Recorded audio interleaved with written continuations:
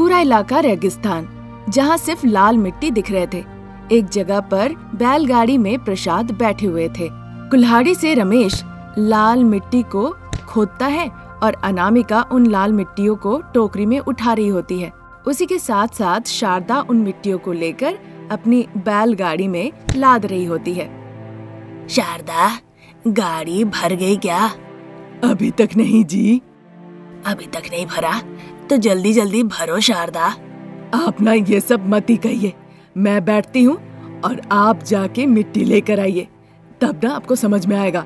बाप रे, वो तो नहीं कर सकता हूँ मैं। ऐसी बात है तो बिना बोले हुए चुपचाप बैठे रहिए। शारदा के इस तरह से कहने पे प्रसाद बिना कुछ कहे चुपचाप गाड़ी के ऊपर बैठे रहते हैं। रमेश ये सब सुन के हंसने लगता है। अनामिका जल्दी जल्दी मिट्टी उठा के शारदा को देती है और शारदा ठेले में रखने लगती है। ऐसे ही कुछ समय निकल जाता है, फिर गाड़ी मिट्टी से भर जाती है। अजी, आपकी गाड़ी मिट्टी से भर चुकी है। अब ध्यान से इसे घर पे ले जाइए, फिर इसे उतार के वापस आइए, ठीक है ना?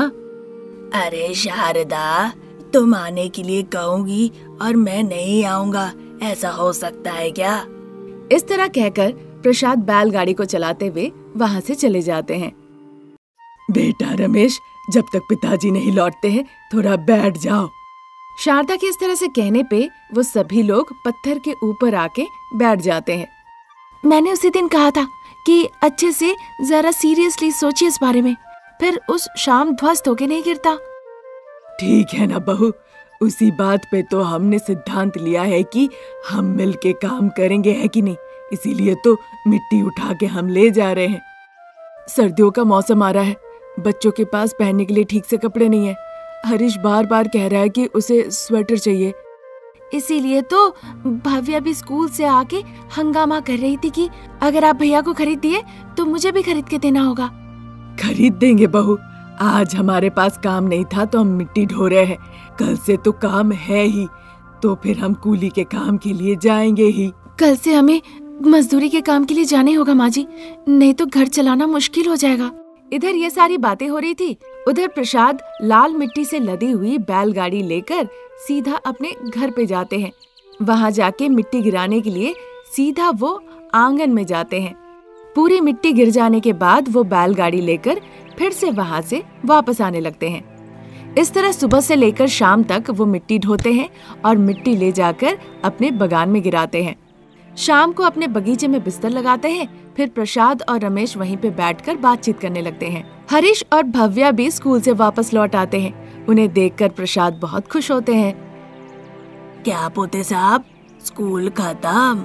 हाँ दादाजी, अब हम साथ में मिलके अच्छे से खेल सकते हैं। लेकिन हम लोग क्या खेलेंगे? हम छुपन छुपाई खेल सकते हैं दादाजी, बहुत दिन हो गए हैं, हमने ये खेल तो खेला ही नहीं। इस तरह कहने पर रमेश, प्रसाद और दोनों बच्चे एक साथ मिलके छुपन छुपाई खेलने लगते हैं। उधर जहाँ काम मिलता था, बेचारी सास बहू कंधे पर लाल तौलिया डाल के हाथ में टिफिन बॉक्स और बैग लेकर काम पर बुलाए जाने का इंतजार कर रही थी कि किसी को अगर मजदूरी के लिए मजदूरों का जरूरत पड़े तो उन्हें बुला लिया जाएगा। देखते देखते आधा घंटा निकल जाता है, 1 घंटा निकल जाता है, 1.5 घंटा निकल जाता है, लेकिन सास बहू को मजदूरी के लिए उस दिन कोई नहीं बुलाता है। इस बात से वो दोनों बहुत निराश हो जाती है और एक पत्थर के ऊपर जाके बैठ जाती है। माँ जी, आज तो हमें किसी ने नहीं बुलाया। यही तो मुझे भी समझ में नहीं आ रहा बहू, हम तो सबसे पहले आए थे, लेकिन हमारे बाद जो लोग आए वो सभी लोग काम पे चले गए के करके, पर हमें किसी ने नहीं बुलाया। अब काम नहीं मिला ये सोचकर इतना परेशान मत होइए माँ जी, चलिए घर लौट चलते हैं। पर घर जाके हम करेंगे भी क्या? हमने लाल मिट्टी खरीदी है ना माँ जी? हाँ बहू, कल हम लाल मिट्टी लाए थे ना, उसे हम बेच भी सकते हैं और अपने घर को बना भी सकते हैं। मैं भी वही सोच रही थी माँ जी, कल काम नहीं था तो हम मिट्टी लेकर आए, आज हमें काम नहीं मिला तो हम एक काम कर सकते हैं, उन मिट्टी से कम अपने घर को बना तो सकते हैं। हाँ बहू, आज हमें कोई काम नहीं मिला तो चलो कम से कम जाके आज मिट्टी से अपने घर को बना लेते हैं। कम से कम चलिए माँ जी, पिताजी और रमेश को तो काम मिला होगा। इतना सोचना क्यों, रमेश को एक बार फोन लगाओ ना। इस तरह कहने पर वो अपना फोन अनामिका को देती है। अनामिका तुरंत अपने पति रमेश को फोन लगाती है। मिट्टी के घर पे बाप बेटा प्रसाद और रमेश बैठे हुए थे। अचानक से फोन बजता है। पिताजी, लगता है माँ फोन कर रही है। लगता है जानने के लिए कि मैं और तुम काम पे गए कि ना। तुम ही एक बार बात करो और बता दो कि हमें कहीं पे काम नहीं मिला। ठीक है पिताजी, मैं बात करता हूँ। इतना कहकर रमेश अनामिका का फोन उठा लेता है।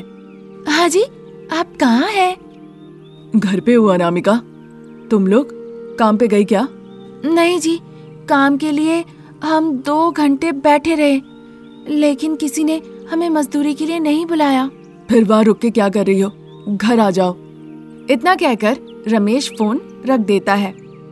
माँ जी, आज पिताजी और आपके बेटे को भी कहीं पे काम नहीं मिला, वो दोनों घर पे ही हैं।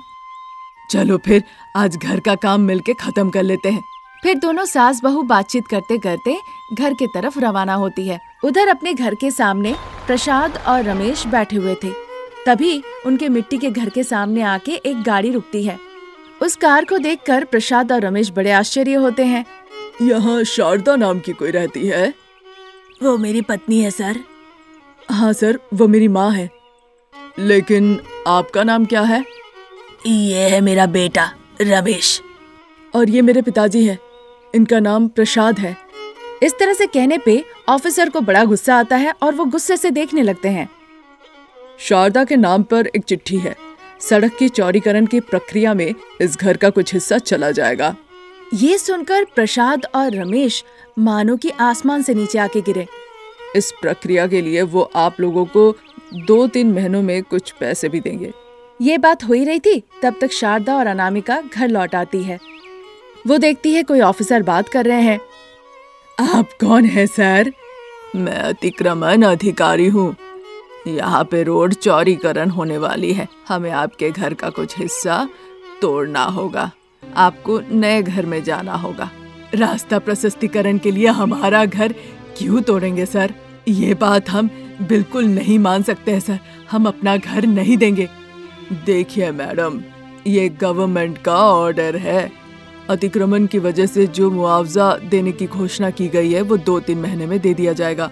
इतना ही नहीं, अगर बीच में रुकावटी करने की कोशिश करे तो पुलिस केस हो जाएगा।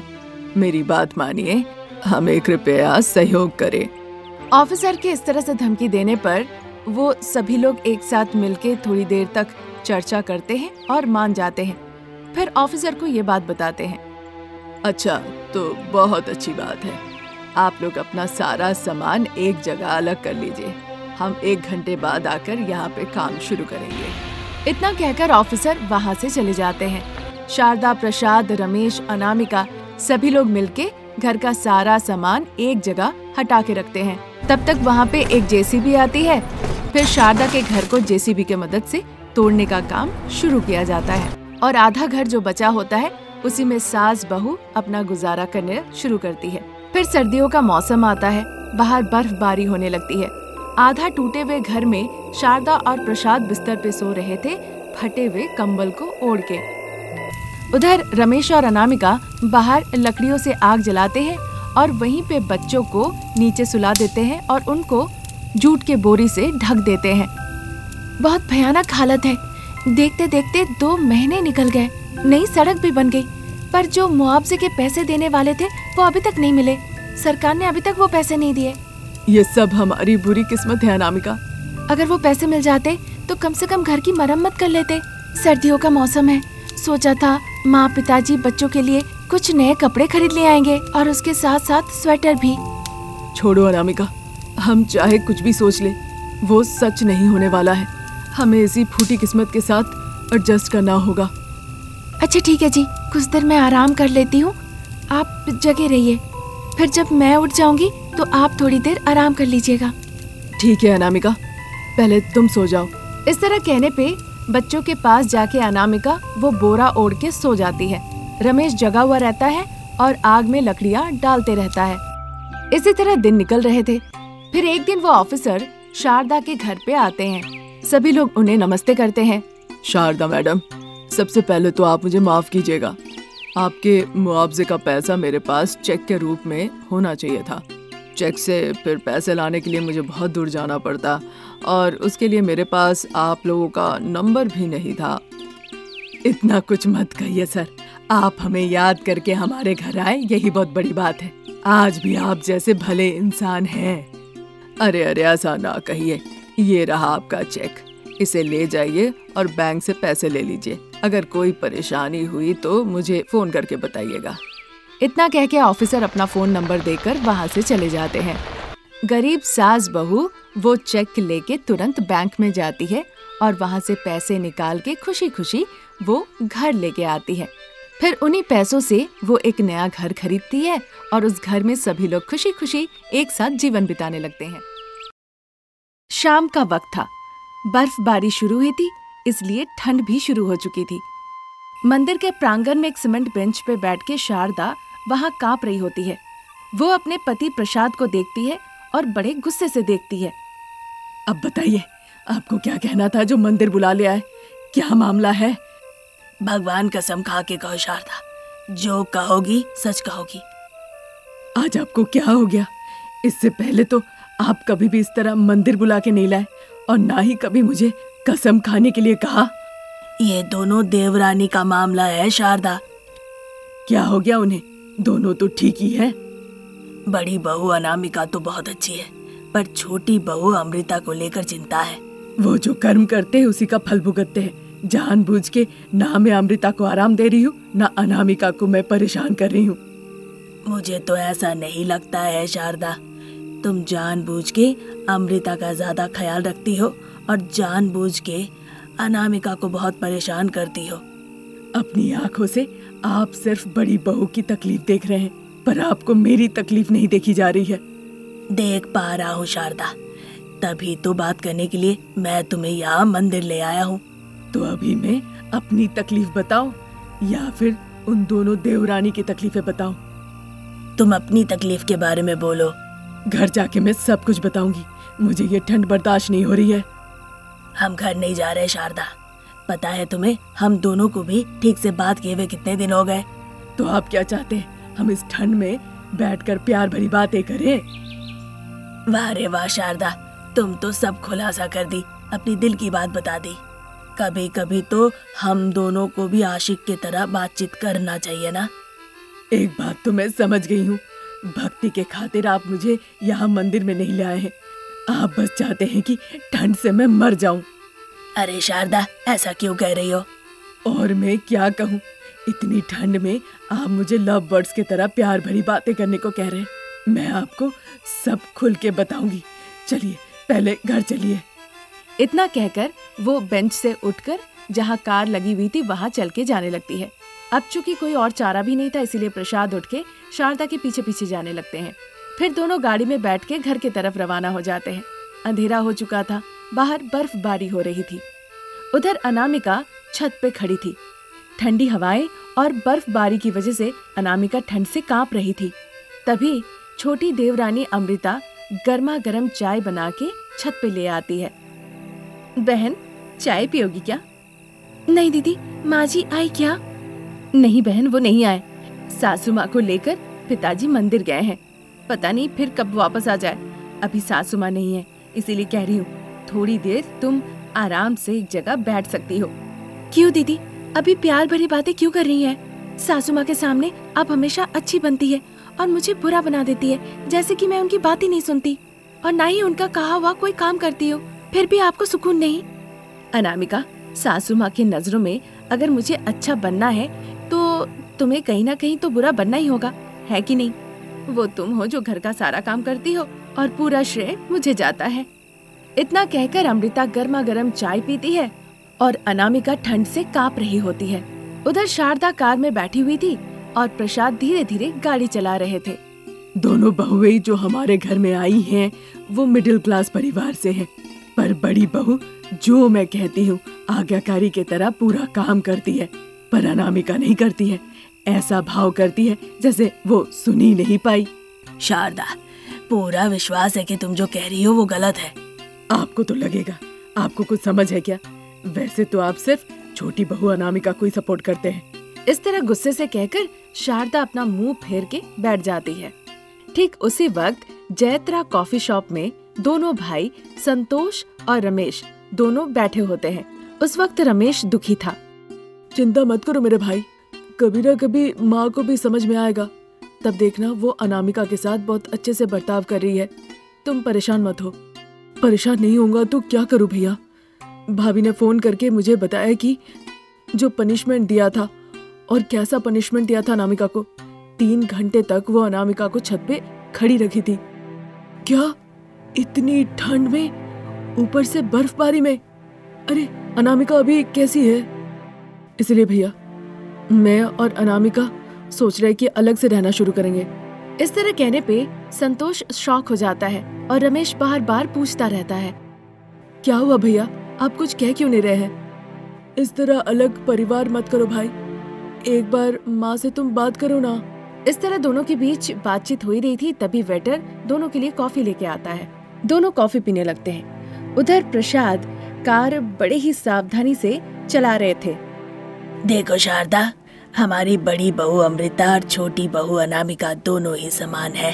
छोटी बहू से सारा काम कराओगी तो कैसे चलेगा बताओ? वही तो मैं कह रही हूँ, अनामिका मेरी एक भी बात नहीं सुनती है। तुम ऐसा मत सोचो शारदा, आज से तुम सारा काम बड़ी बहू को ही करने के लिए कहो, फिर देखते हैं छोटी बहू क्या करती है।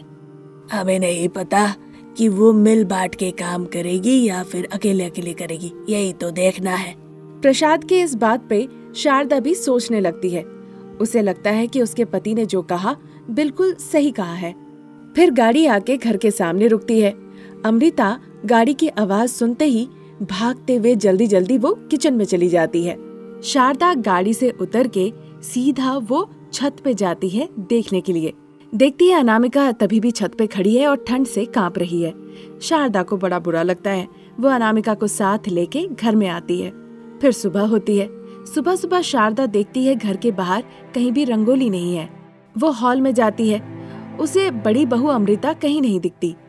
शारदा उसके कमरे में जाके दरवाजा जोर जोर से खटखटाती है।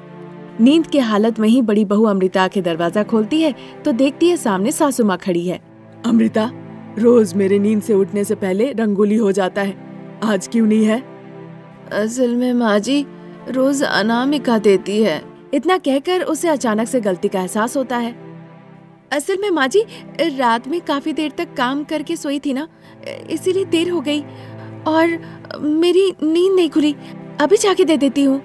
काफी देर हो चुकी है, जाओ चाय लेकर आओ। ठीक है माँ जी। इतना कहकर अमृता किचन की तरफ चली जाती है। शारदा हॉल में आती है। अनामिका उठती है, देखती है उसे बहुत तेज बुखार है। सासू माँ से डरते डरते वो चुपचाप आके हॉल में उनके सामने खड़ी हो जाती है। शारदा उसे देखती है।